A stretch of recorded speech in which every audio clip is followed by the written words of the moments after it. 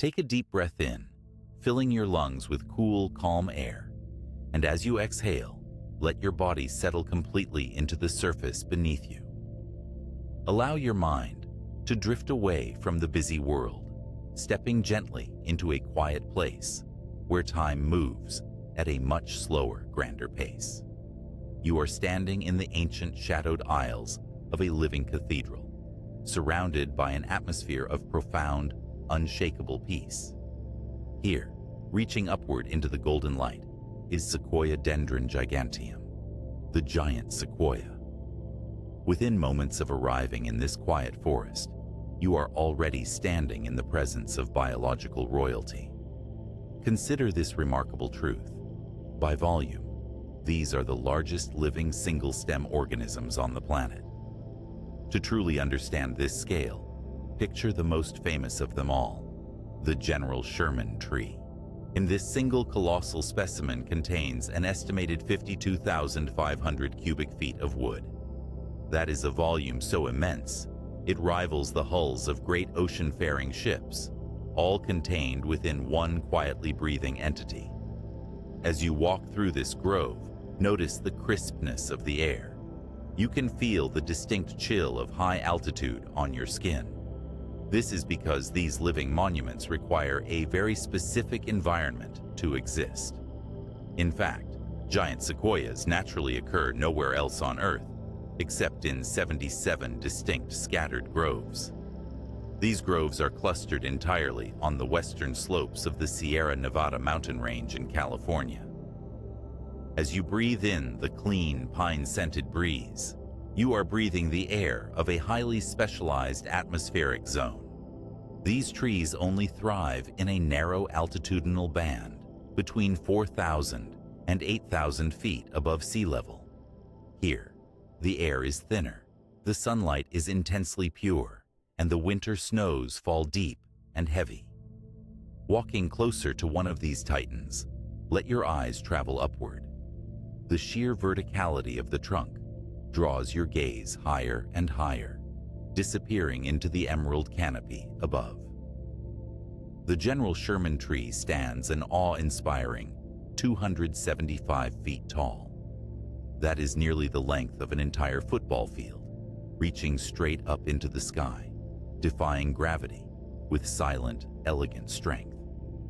Imagine the sheer weight of such a structure.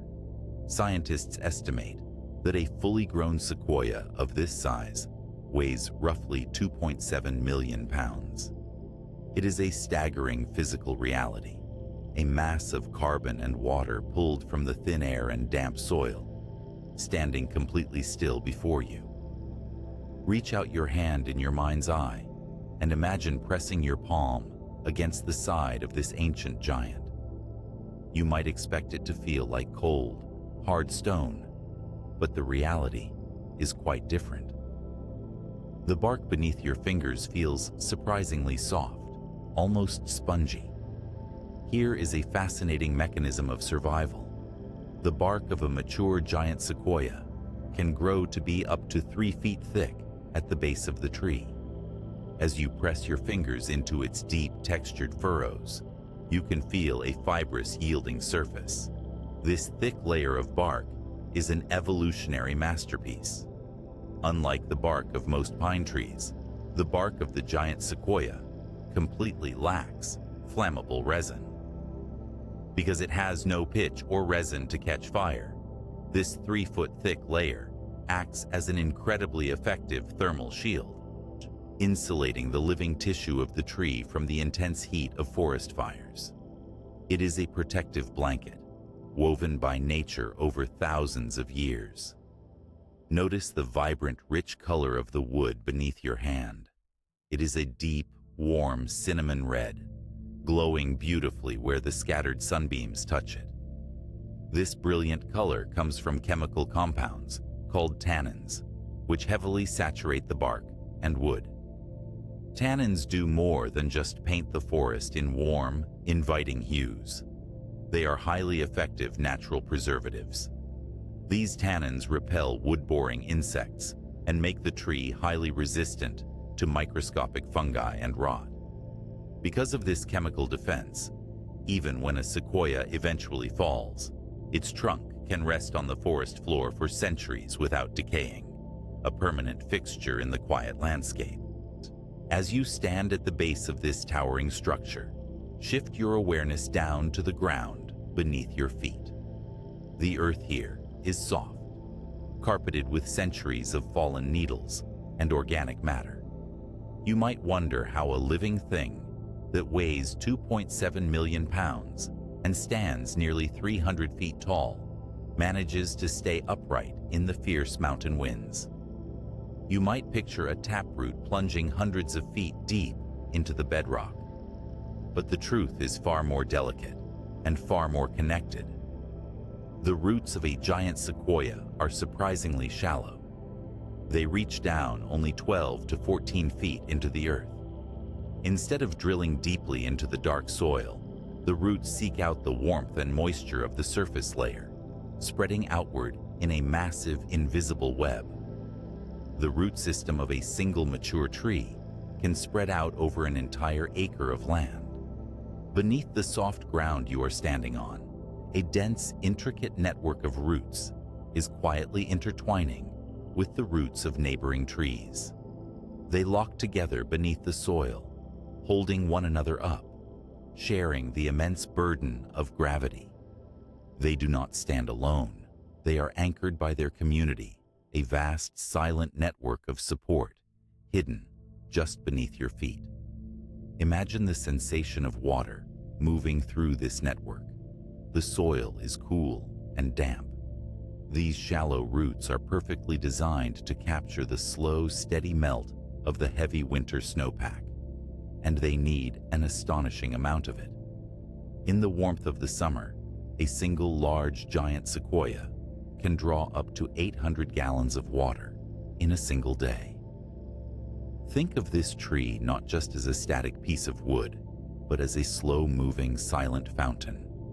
Feel the rhythmic, biological pull of the tree as it draws this cold, pure snowmelt from the earth. The water travels into the shallow roots, moving upward through the microscopic channels of the wood, climbing hundreds of feet into the sky against the relentless pull of the Earth's gravity. It is a quiet triumph of physics happening all around you, creating a subtle, cooling microclimate in the air. Let your gaze drift back up the trunk, following the path of that water. For a very long time, as you look up, there is nothing but the sheer, cinnamon-colored pillar of the trunk. In mature sequoias, the lowest branches often do not begin until you are incredibly high up. In fact, the first branches can easily be 130 feet off the ground. That is higher than a 10-story building before the tree even begins to spread its canopy. And when those branches finally do appear, they are massive. A single branch high up in the canopy of a giant sequoia can be up to 7 feet in diameter. Just one of these branches is larger than the trunks of most ordinary trees on Earth. These massive limbs stretch out horizontally, catching the high-altitude winds and the bright, unfiltered sunlight. Up there, in the cool, misty heights, the tree performs another act of quiet generosity for the forest below. As low-hanging clouds and thick mountain fogs roll through the Sierra Nevada, the millions of tiny, all-shaped leaves in the sequoia's vast canopy comb the moisture directly from the air. This process is known as fog drip. The leaves condense the airborne mist into heavy droplets of water, which then fall like a gentle, localized rain onto the soil below, watering the very root system that sustains it.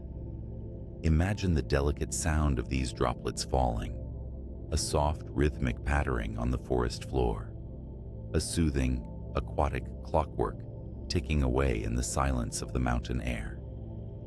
Time, in this forest, is a physical presence. You can feel its weight in the heavy stillness of the air and in the unimaginably slow growth of the wood. When we look at these living monuments, we are looking at timescales that outlast entire human civilizations. A giant sequoia continues to grow and grow and grow. Even in its extreme old age, when it has stood on the mountain for 2,000 or 3,000 years, its vitality does not fade. Here is a beautiful truth about the endurance of life. A mature giant sequoia continues to add new wood to its immense frame every single year. Annually, an ancient tree will add the equivalent volume of a standard 50-foot tall forest tree to its own girth.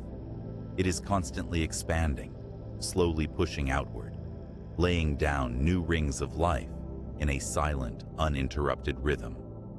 Yet, as the tree grows outward, its core remains perfectly still. Deep inside the trunk, the massive center of the tree, the heartwood, is entirely dead. It is perfectly preserved by those red tannins, feeling no pain, sensing no light, simply standing as a deeply rigid, unbreakable pillar of support. The only living part of the trunk is a surprisingly thin layer, just beneath the bark, known as the cambium and the sapwood.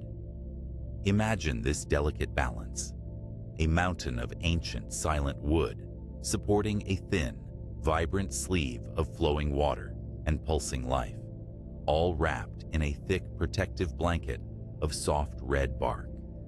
It is a masterpiece of biology, standing quietly in the cool mountain breeze. As you stand among them, let the absolute stillness of these giants wash over you. Feel the grounded stability of the shallow roots spreading beneath your feet, locking into the earth. Feel the cool mist of the fog drip on your skin and the comforting ancient presence of the thick protective bark. In this forest, there is no rush, there is no urgency. There is only the slow, steady draw of water, the quiet alchemy of sunlight, and the peaceful, enduring passage of deep, slow time. Deep within the cellular architecture of the towering pillar before you, a quiet, rhythmic record of planetary history is being written. If you were to peer into the cross-section of a fallen giant, you would see time itself laid out in perfectly concentric circles. This intricate archiving system is the basis of dendrochronology, the scientific method of dating tree rings to analyze past climates. Each year, the giant sequoia lays down a new layer of wood, creating an unbroken timeline that stretches back millennia. Notice how these rings are not uniform. They alternate in a continuous hypnotic pattern of light and dark bands. The lighter portion is known as early wood, formed during the wet, energetic burst of spring. These early wood cells are large and thin-walled, designed specifically to transport massive volumes of cold snowmelt up into the canopy. As summer wanes and water becomes scarce, the tree begins to lay down late wood. This dark, narrow band consists of densely packed, thick-walled cells built for structural integrity rather than water transport. Together, one light band and one dark band represent a single revolution of the Earth around the Sun. Scientists discovered the profound depth of this biological archive by examining the rings of fallen specimens. Through this meticulous counting, researchers identified the oldest known giant sequoia on record, a remnant known as the Muir snag. The ring count of this single entity proved it had lived for an astonishing 3,266 years. To put that into perspective, the Muir snag sprouted from the soil during the Late Bronze Age, standing as a silent witness while entire empires rose and collapsed across the globe. By analyzing the varying thicknesses of these rings, climatologists have reconstructed the atmospheric history of the Sierra Nevada mountains over the last 3,000 years. The data locked inside these tree rings reveals that during the medieval warm period, extending roughly from the year 900 to 1300 CE, this mountain range experienced severe, multi-decade droughts. The rings from this specific era are compressed, incredibly thin, and tightly packed, reflecting decades where the trees patiently endured intense thermal stress, waiting for the rains to return. It is a testament to their profound resilience, silently weathering climatic shifts that would decimate lesser forests. Long before modern science decoded these wooden archives, indigenous communities lived alongside these towering monuments. The Mono-Chee, or Western Mono people, who have inhabited the western slopes of the Sierra Nevada for countless generations, possess a deep historical understanding of these groves. They referred to the giant sequoia as Wawona, a word believed to be an imitation of the call of the northern spotted owl, a bird that finds shelter in the deep canopy. To the indigenous peoples, these entities were not resources to be extracted, but ancient neighbors sharing the same atmospheric breath. The broader world, however, remained entirely unaware of their existence until the middle of the 19th century. History tells us that Augustus T. Dowd is widely credited as the first European American to document a giant sequoia grove. In the spring of 1852, Dowd was employed as a hunter, tasked with supplying meat to a nearby gold mining camp. While tracking a wounded grizzly bear through the high-elevation forests, he stumbled into what is now known as Calaveras Big Trees State Park. Picture this historical moment. A solitary hunter, pushing through dense mountain brush, suddenly finding himself dwarfed by columns of red wood, so massive they defied all known logic of botany. The scale was so unprecedented that when Dowd returned to his camp to report his findings, his fellow miners flatly refused to believe him, dismissing the claim as a tall tale. It required him to lure the men back out into the mountains a few days later, under the guise of needing help moving a large hunted animal, just to prove the forest actually existed. What followed was an international taxonomic dispute that highlights how deeply these trees captivated the human imagination. In 1853, the English botanist John Lindley became the first to formally publish a scientific description of the species. Seeking to honor a prominent figure of his nation, Lindley named the tree Wellingtonia gigantea after Arthur Wellesley, the Duke of Wellington, who had died the previous year. American botanists, feeling a fierce sense of national pride over a tree rooted in California soil, vehemently objected to a British military leader gracing their towering giant. They quickly proposed the alternative name, Washingtonia, in honor of George Washington. This naming dispute lingered in scientific circles until the French botanist Joseph de Caen correctly identified the tree's true biological lineage in 1854, placing it firmly within the redwood family. Eventually, in 1939, the American botanist John Buchholz established the genus name we use today, Sequoia dendron. The root word of this classification, sequoia, carries its own profound historical weight. It was originally chosen to honor Sequoia, the brilliant Cherokee polymath who independently invented the Cherokee syllabary in 1821, making reading and writing possible in his native language. It is fitting that a living library of climate history bears the name of a man who gave his people the gift of a written record. Gazing upward from the forest floor, shift your attention to the very top of the emerald canopy. Hidden high among the massive sweeping branches are the reproductive engines of this ancient organism. A mature giant sequoia is a prolific creator of life, producing an estimated 400,000 tiny seeds every single year. At this very moment, imagine the striking contrast between the parent and the offspring. While the tree itself weighs millions of pounds, Each individual seed is an exercise in extreme miniaturization. A single sequoia seed weighs a mere 4.7 milligrams. To accumulate just 1 pound of these seeds, you would need to gather roughly 91,000 of them. Think of this tiny seed as a microscopic blueprint, similar to a solitary photon, traveling across the void of space, virtually weightless, barely noticeable, yet carrying the precise coded instructions required to build a towering biological star. The seed consists of a tiny embryonic core surrounded by thin, paper-like wings that catch the mountain currents.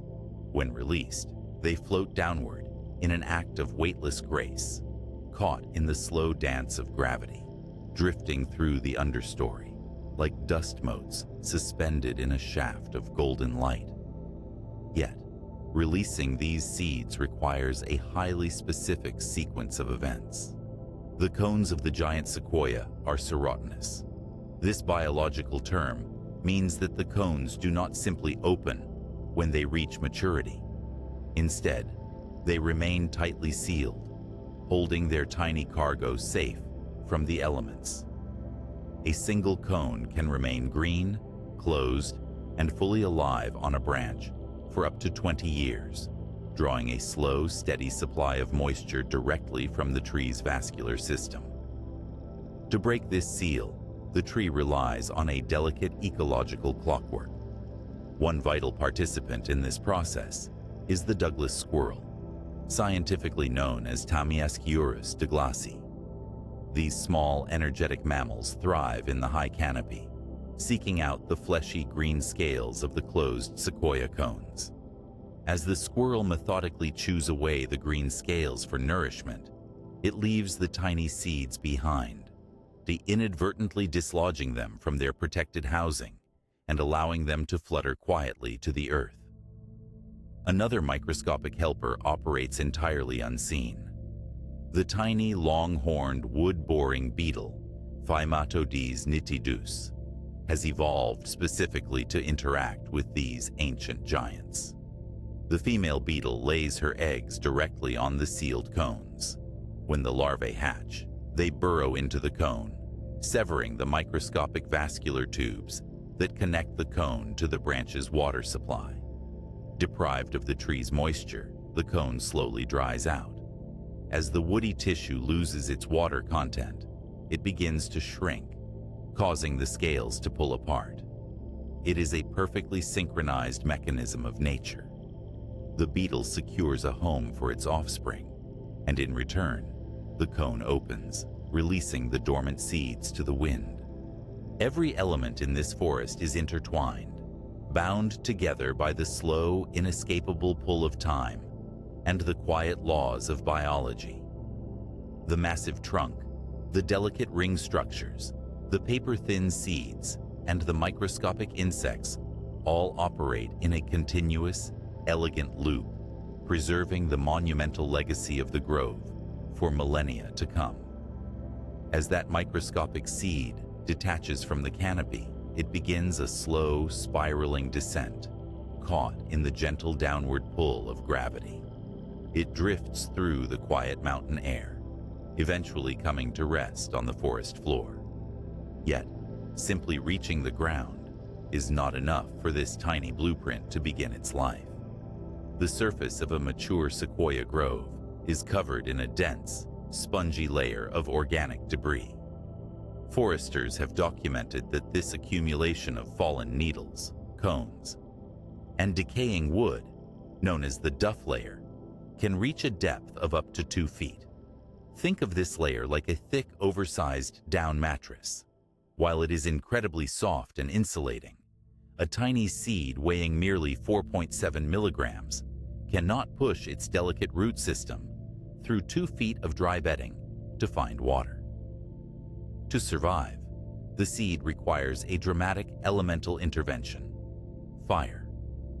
For much of modern human history, we viewed forest fires purely as destructive forces, but the giant sequoia relies on low-intensity ground fires as a crucial biological reset button.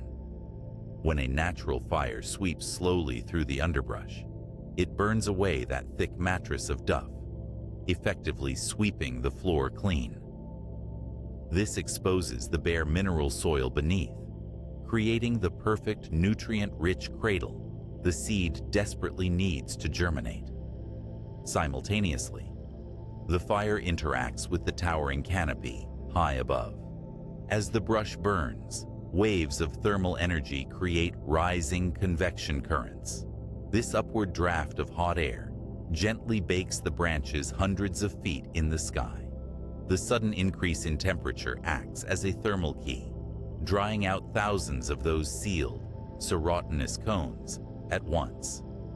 In the days following a fire, researchers have observed mass seed release events where a single mature tree will drop up to 2,000 seeds per square meter of newly cleared earth. It is a synchronized delivery system, perfectly timed by the physics of rising heat.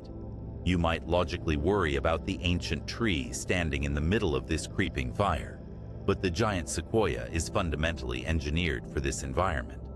The thick, spongy bark possesses an incredibly low thermal conductivity rating. To understand how effective this is, compare it to the pink fiberglass insulation hidden inside the walls of a modern house. Just as that fiberglass prevents the winter cold from entering your living room, the millions of microscopic air pockets trapped within the fibrous sequoia bark stop the intense heat of a wildfire from penetrating the living tissue of the trunk. To further fortify this defense, as a giant sequoia ages, it performs an elegant act of self-preservation known as cladoptosis. This is the botanical term for intentionally shedding branches. The tree actively cuts off the nutrient supply to its lowest limbs, allowing them to wither and drop to the forest floor. Think of a medieval fortress drawing up its wooden bridge, or a city skyscraper pulling its metal fire escapes up from the alleyway. By abandoning its lower branches, the tree eliminates what foresters call ladder fuels, pathways that a ground fire could use to climb up into the vulnerable living crown. Once the fire passes and the smoke clears, the new seeds resting on the bare mineral soil are bathed in light. Sequoia seedlings are entirely shade intolerant, meaning they require full direct solar radiation to survive. Basking in this unfiltered mountain sun, the tiny saplings begin the long, quiet process of photosynthesis, inhaling carbon dioxide from the surrounding atmosphere. Over the centuries, this continuous intake of gas produces a staggering physical result. Through the slow alchemy of biology, the tree binds that airborne carbon into its solid wooden frame. The General Sherman tree, standing quietly in its grove, stores an estimated 86 metric tons of carbon within its massive trunk. To visualize the sheer volume of that atmospheric filtration, 86 metric tons of carbon is roughly equivalent to the exhaust emissions produced by a standard passenger car, driving over 200,000 miles. A single tree silently pulls the invisible weight of the modern world from the sky, locking it away into complex molecular polymers called cellulose and lignin. This process is remarkably similar to pouring liquid concrete into a hidden mold. What begins as an amorphous, fluid state slowly hardens into an unbreakable structural pillar. Deep inside this colossal pillar, millions of microscopic mechanisms are operating in perfect, continuous unison. When the vascular tissue responsible for pulling cold mountain water up from the roots is known as the xylem. This tissue is almost entirely composed of hollow, elongated cells called tracheids. Picture a massive bundle of incredibly narrow drinking straws clustered tightly together. Each individual tracheid is astonishingly small, measuring a mere 0.1 to 0.2 inches in length. Water must navigate through millions of these tiny overlapping straws, passing through microscopic valves called bordered pits, moving millimeter by millimeter toward the sky. The physics powering this upward journey is profoundly elegant. The tree does not possess a mechanical pump like a human heart. Instead, water ascends through a passive mechanism described by the cohesion tension theory. Because water molecules naturally cling to one another, a property known as cohesion, they form a continuous, unbroken microscopic chain from the deep soil all the way up to the highest leaves. As the sun warms the canopy, water evaporates from the needles, pulling the next molecule up to replace it. The physical forces generated by this microscopic pulling are immense. At a height of 250 feet, the negative pressure within the xylem channels reaches roughly -20 atmospheres. To put that into perspective, imagine the crushing, heavy physical pressure a deep-sea diver feels when descending 600 feet below the surface of the ocean. The tree generates that exact same magnitude of force, but entirely in reverse. A silent vertical vacuum endlessly drawing the snowmelt up into the clouds. Notice the intricate design of the leaves performing this heavy lifting. Unlike the broad, flat leaves of an oak or a maple, the foliage of the giant sequoia is incredibly compact. The leaves are all-shaped, tightly overlapping each other like the scales on a green reptile. An individual leaf measures merely 0.1 to 0.5 inches in length. Hold a standard metal wire staple from a desk in your mind. That is the exact size of the delicate biological solar panel powering a 3 million pound organism. Because these leaves are so small, millions of them are required to cover the sweeping branches. Over the decades, as older needles die and fall, not all of them reach the forest floor. Many get caught in the deep, bowl-like intersections where the massive branches meet the trunk. Over centuries, this trapped organic debris slowly decays, just mixing with wind-blown dust to form an entirely separate layer of earth suspended high in the air, known to botanists as arboreal soil. This skybound dirt creates a hidden world, invisible to those walking on the ground below. High above the shadows, this arboreal soil supports its own complex ecosystem. Scientists climbing into the canopy have discovered flourishing communities of insects, fungi, and surprisingly, amphibians. The wandering salamander, known scientifically as Aeneades vagrans, makes its home in these towering heights. These tiny lungless salamanders have been documented living continuously at elevations up to 200 feet above the forest floor. Consider the reality of this small creature's existence. Chaurisé, living at 200 feet, is structurally comparable to a human moving into an apartment on the 20th floor of a skyscraper and choosing to spend their entire life on that balcony, never once taking the elevator down to touch the sidewalk. The salamanders are born, hunt microscopic insects, and eventually pass away entirely within the sheltered canopy of a single tree, completely isolated from the earth below. Surrounding these hidden ecosystems, the slow clockwork rhythm of reproduction continues at a deeply measured pace. Even the creation of a new cone is a lesson in atmospheric patience.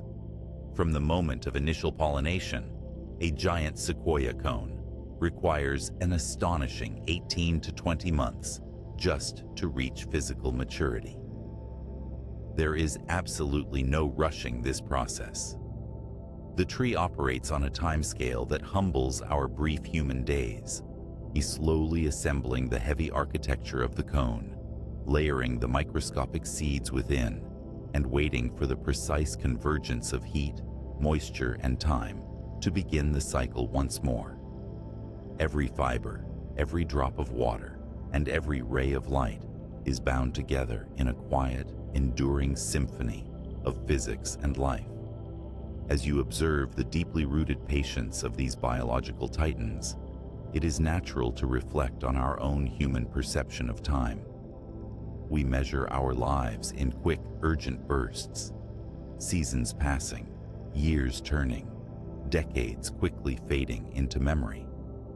But the giant sequoia exists on a fundamentally different chronological plane. When we look at the genetics of these ancient entities, we uncover a lineage that stretches back far beyond our own evolution. Take a moment to imagine a dramatically different Earth. Paleobotanists have discovered fossilized remnants of the immediate ancestors of the giant sequoia, dating back to the Jurassic period, roughly 200 million years ago. During this prehistoric era, massive coniferous forests blanketed large portions of the northern hemisphere, standing tall long before the first broadleaf trees even evolved. These ancient relatives shared the landscape with towering dinosaurs, thriving in a warm, humid global climate. The genetic ancestors of the trees standing before you successfully navigated the violent tectonic shifts of the planet, surviving meteor impacts, devastating ice ages, and the dramatic drifting of entire continents. Yet, today, the natural range of the modern giant sequoia has dramatically retreated from that ancient global dominance. As mentioned earlier, they are now confined exclusively to those 77 scattered groves in the Sierra Nevada. The total land area occupied by these naturally occurring groves is strikingly small, covering roughly 35,600 acres in total. To give that scale a personal context, that entire landmass is roughly equal to the size of the city of San Francisco. That single urban footprint represents the entirety of the natural, living space left for an organism whose family once spanned continents. This drastic reduction in their habitat highlights a fragile beauty. Because they are restricted to such a small, specialized geographical area, every single grove is an irreplaceable sanctuary. The largest contiguous patch of these trees is the giant forest, located within Sequoia National Park. This specific grove spans approximately 3,800 acres and holds an extraordinary concentration of botanical wealth. Out of all the individual trees in the world, 5 of the 10 largest giant sequoias on the planet are rooted securely within the boundaries of this single forest. Walking among these giants, it becomes profoundly clear how intimately connected they are to the slow geological rhythms of the mountains. The Sierra Nevada range itself is fundamentally composed of granitic rock, forged deep within the Earth's crust millions of years ago. Over vast stretches of time, glaciers ground this dense granite down, and the elements weathered it into coarse, sandy soil. This specific soil profile, known as a granitic loam, is highly porous. It drains water quickly while remaining slightly acidic, possessing a typical pH level hovering between 5.5 and 6.5. This precise soil chemistry is exactly what the sequoia roots require to optimally absorb nutrients. It is a perfect ancient marriage between the stone of the mountain and the biology of the wood. Look closely at the forest floor surrounding the massive trunks, and you will notice a surprisingly bare landscape. Unlike lush tropical jungles teeming with undergrowth, a healthy sequoia grove is relatively open. This is primarily due to a natural chemical defense mechanism employed by the trees. As those massive quantities of all-shaped needles fall to the ground and begin to decompose, they release large amounts of allelopathic chemicals, primarily those red tannins, directly into the soil. This chemical leaching creates a challenging environment for competing plant species. It significantly inhibits the germination of other seeds, naturally clearing the ground around the base of the sequoia. Think of it as the tree slowly, patiently sweeping its own porch over the centuries, ensuring that when its own seeds finally drop after a fire, they will not have to fight through a tangled thicket of competing vegetation for sunlight and water. Despite their overwhelming size and these chemical defenses, the life of a giant sequoia is not entirely devoid of challenges. Like all living things, they must contend with the slow degradation of aging and the constant pull of the physical world. One of the primary causes of death for a mature sequoia is not disease or old age, but gravity itself. Over thousands of years, as a tree continuously adds massive amounts of weight to its upper canopy, its center of gravity can slowly shift. If heavy wet winter snows accumulate unevenly on one side of the crown, or if a severe windstorm strikes, the tree can undergo structural failure. This event, known as toppling, is often a dramatic final surrender to the forces of physics. When a 2.7 million pound tree finally falls, it strikes the earth with an impact that can register on local seismographs, sending a deep, percussive shock wave through the mountain soil. What happens after the fall is perhaps even more fascinating, revealing the profound endurance of the wood. Because of that extreme tannin concentration mentioned earlier, the fallen trunk resists decay with incredible stubbornness. A famous example of this is the fallen monarch, located in the Mariposa Grove. This massive hollow log fell to the ground over 3 centuries ago. Yet, the wood remains so incredibly solid that in the late 19th century, before the land was fully protected, the United States cavalry actually used the hollowed-out interior of this fallen tree as a natural stable to house their horses. The structure of the wood is so exceptionally brittle that when the giants were tragically logged in the late 1800s, the results were an economic failure. As the massive trunks hit the ground, the wood would frequently shatter into countless useless splinters, completely ruining its value for heavy construction. A staggering historical estimate suggests that during this logging era, nearly 50% of the harvested sequoia timber was left abandoned on the forest floor because it was too fractured to process. While this brittleness was a frustration to industrial loggers, it was ultimately an evolutionary blessing, rendering the wood commercially unviable and inadvertently saving the remaining groves from total destruction. Instead of becoming lumber, these fallen giants serve a much slower, more vital ecological purpose. A downed sequoia slowly transitions into what ecologists call a nurse log. Over centuries, as the tough outer wood eventually does begin to soften and decay, the log acts as a massive, spongy reservoir, soaking up rainwater and slowly releasing it during dry summers. The decaying wood provides a nutrient-dense, moisture-rich platform for thousands of new organisms. Fungi, mosses, and new seedlings take root directly into the body of the fallen giant, creating a thriving microecosystem out of the remnants of the past. Reflect on what this means for the continuity of life. The tree does not truly disappear when it falls. It simply changes its physical state, dismantling its immense architecture molecule by molecule and slowly feeding the very soil that once supported it. It is a perfect closed loop of energy and matter.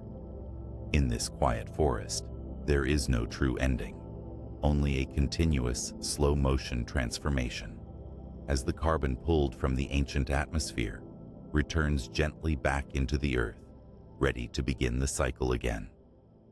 Surrounding this continuous cycle of decay and rebirth is an atmosphere saturated with complex, invisible chemistry. As you breathe in the cool mountain air, notice the sharp, invigorating scent of pine and rich earth. Scientists discovered that this distinct aroma is primarily composed of a volatile organic compound known as alpha-pinene. This chemical is manufactured deep within the needles of the tree, serving as a highly effective natural deterrent against herbivorous insects. When the ambient temperature of the forest rises to roughly 70 degrees Fahrenheit, these liquid terpenes rapidly vaporize, transforming into an invisible aromatic gas that drifts through the massive wooden columns.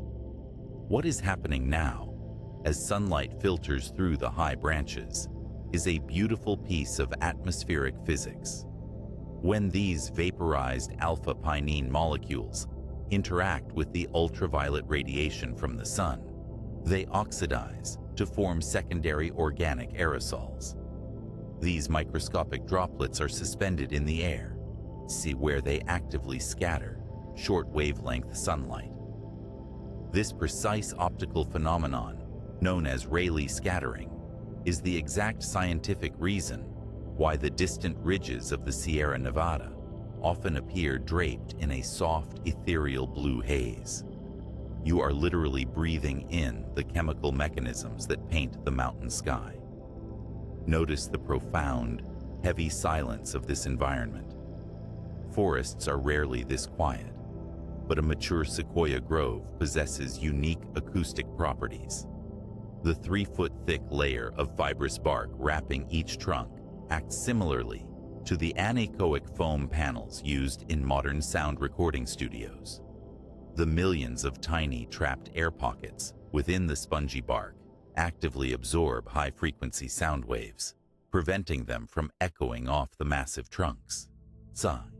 This acoustic dampening swallows the sharp noises of wind and wildlife, leaving only a low, resonant hush that blankets the entire landscape. Picture this towering structure responding to the physical forces of the atmosphere. Despite their immense, unyielding appearance, these biological monuments are surprisingly flexible. The living wood of a sequoia possesses a high modulus of elasticity, a mechanical property that allows it to bend significantly without fracturing. During severe mountain storms, the crown of a 250-foot-tall tree can sway up to 3 feet in either direction. It is a slow, rhythmic pendulum of wood and water, elegantly yielding to the wind's kinetic energy rather than fighting it, a structural masterpiece of tension and release. Shift your attention downward, toward the dark, shaded soil beneath your feet.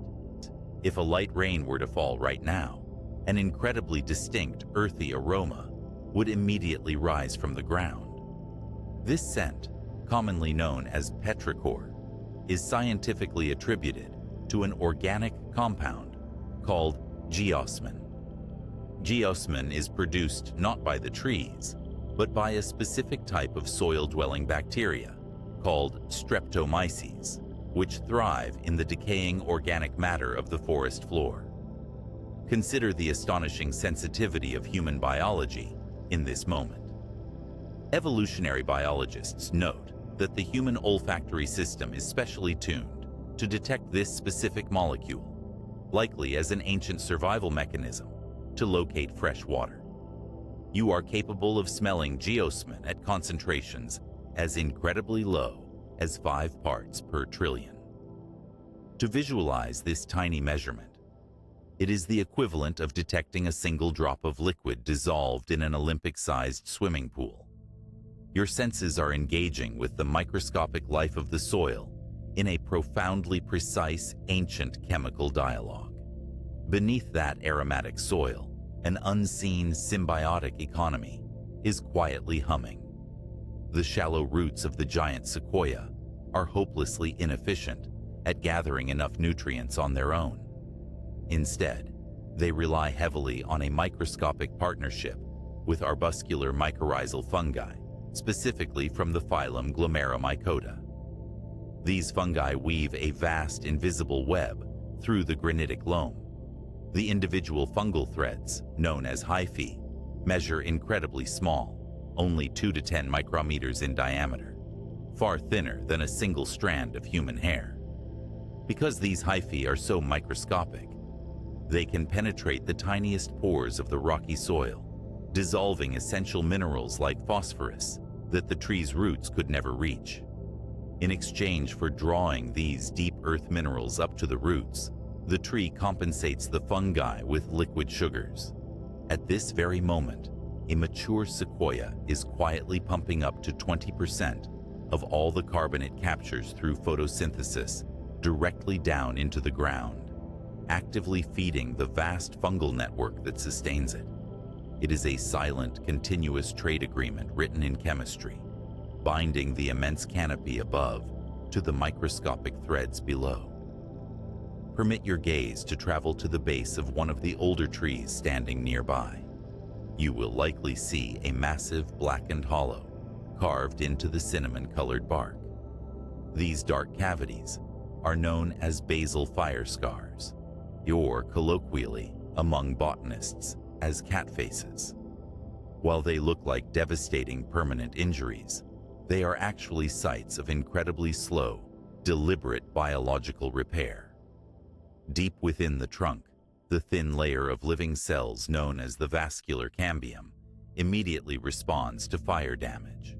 Because new wood cannot grow over thin air, the cambium begins to slowly roll inward from the edges of the burn, growing new, healthy tissue over the charred interior surface.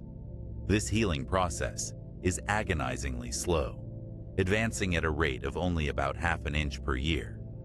Over a century, these thick, rolling layers of golden wood form bulbous, curled shapes that structural biologists call ram's horns. Think of this process like thick, molten wax, slowly dripping and cooling over the edge of a candle, concealing the wound millimeter by millimeter, decade after decade. Follow the line of that immense trunk upward, past the healing scars, past the lowest massive branches, all the way to the absolute peak of the crown. You may notice something unexpected. The very tops of the oldest giant sequoias are frequently completely dead, stripped of bark, and bleached a pale silver by the intense alpine sun. These skeletal peaks are known as snag tops or stag heads, and they reveal a fascinating physical limitation of the natural world. Scientists discovered that this dieback is not a disease, but rather a direct result of gravity slowly winning the war against water transport. The cohesion tension mechanism, which pulls water molecules up through those tiny xylem tubes, begins to reach its absolute physical limit at heights above 240 feet. During intense, multi-year droughts, the hydraulic tension becomes too great. The microscopic columns of water snap, a phenomenon known as cavitation. Unable to pump moisture any higher, the tree strategically abandons its highest vertical peak, allowing the very top to die so that the wider, lower canopy can conserve the remaining water. Furthermore, these dead silver peaks act as literal lightning rods in the high-altitude atmosphere. Standing as the tallest objects on the mountain ridges, a single ancient sequoia might absorb dozens of direct lightning strikes every century. When lightning connects with the wood, the electrical discharge heats the immediate air to roughly 50,000 degrees Fahrenheit, a temperature more than 4 times hotter than the surface of the sun. Yet, the tree endures. The immense thickness of the trunk, the high water content of the living wood, and the insulating properties of the bark dissipate the catastrophic thermal shock. The snag top may splinter, and a new fire scar may be born at the base, but the deep, internal rhythm of the tree remains uninterrupted. It absorbs the most violent electrical forces the atmosphere can produce, grounds them silently into the granitic earth, and simply continues to pull cold snowmelt up toward the sky.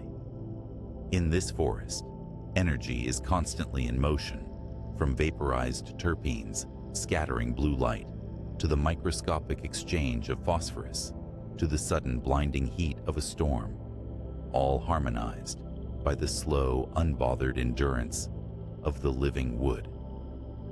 As the afternoon light slowly begins to fade, the biological machinery of the forest initiates a delicate step-by-step transition toward rest. Observe the steady rotation of our planet. The Earth is spinning on its axis at roughly 1,000 miles per hour at the equator, gradually rolling the western slopes of the Sierra Nevada away from the sun.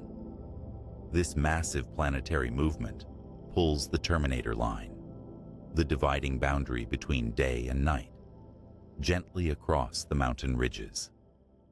As direct solar radiation ceases, a rapid environmental shift occurs.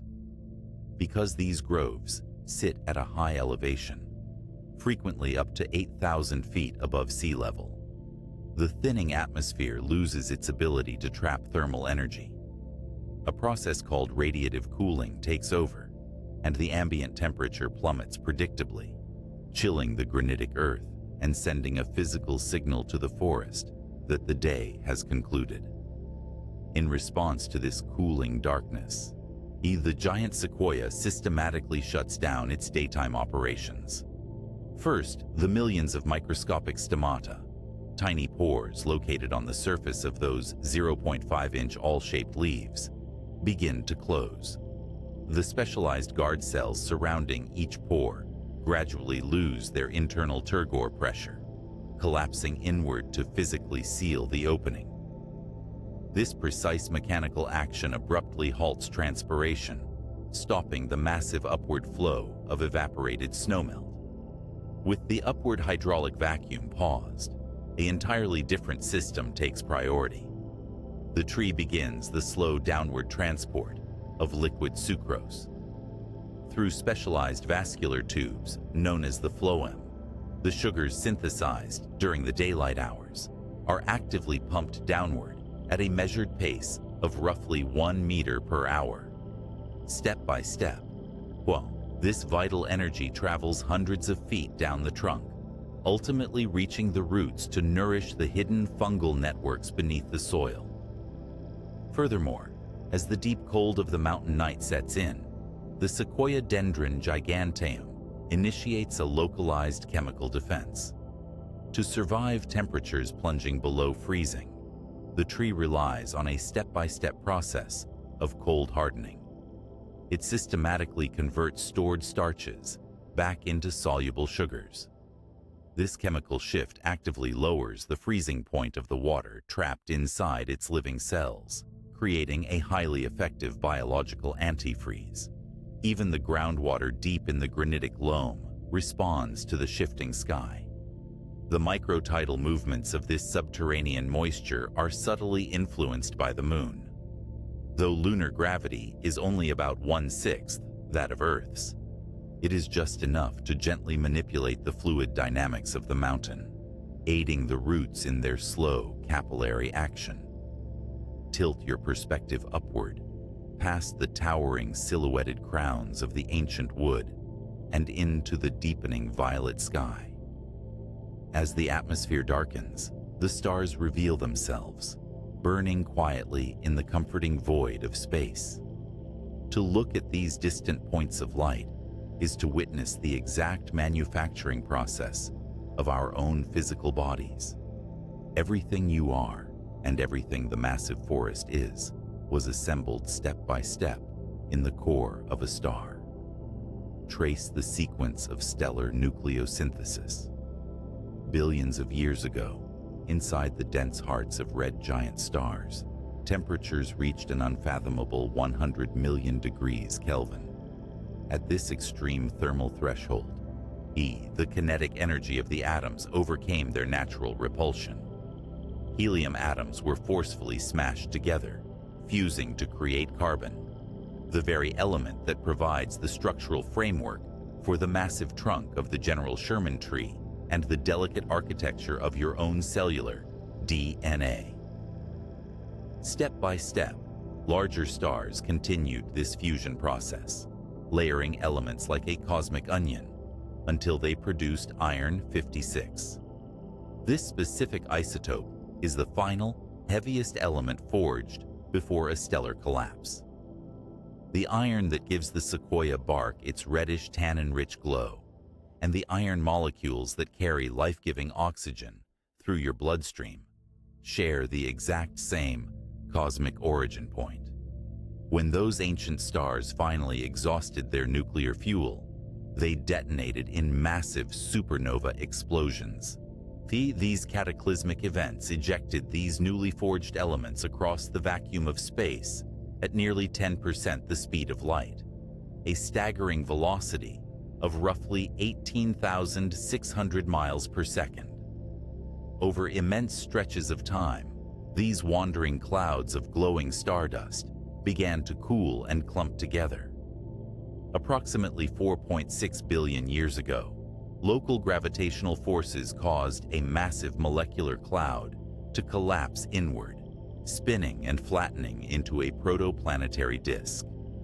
Dust grains collided, slowly aggregating into pebbles, then forming massive boulders, and finally coalescing into planetary bodies.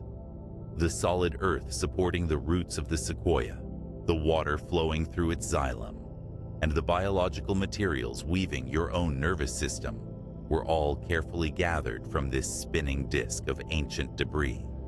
You are not separate from the quiet mechanics of the universe. You are a conscious expression of it, experiencing the gentle, grounding pull of its gravity. Just as the tree enters its nightly phase of biological conservation, your own physiology is undertaking a highly choreographed, step-by-step sequence of rest. At this very moment, in the absence of blue light wavelengths, specifically those measuring around 480 nanometers, a tiny structure in the center of your brain, called the pineal gland, goes to work. It systematically begins converting the neurotransmitter serotonin into melatonin, releasing this chemical messenger steadily into your bloodstream. This molecule binds to specific receptors throughout your body, signaling your internal clock that it is time to yield your physical weight to gravity and rest.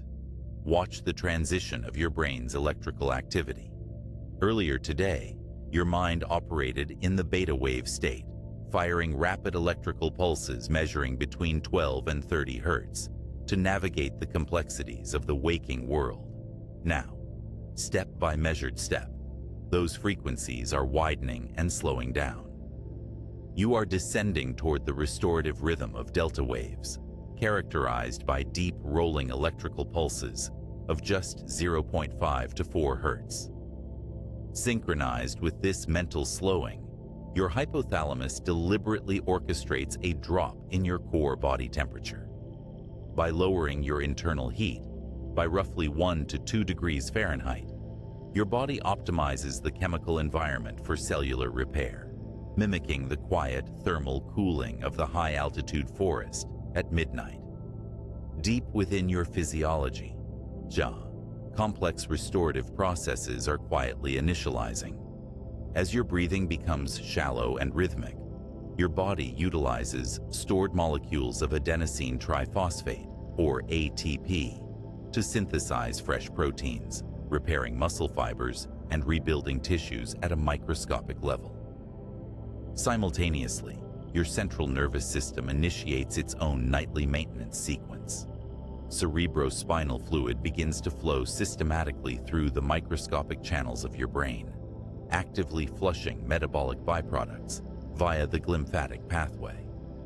This slow liquid tide clears away the cellular debris accumulated during the day, operating with the same quiet efficiency as the slow-moving phloem, nourishing the dormant roots of the trees outside.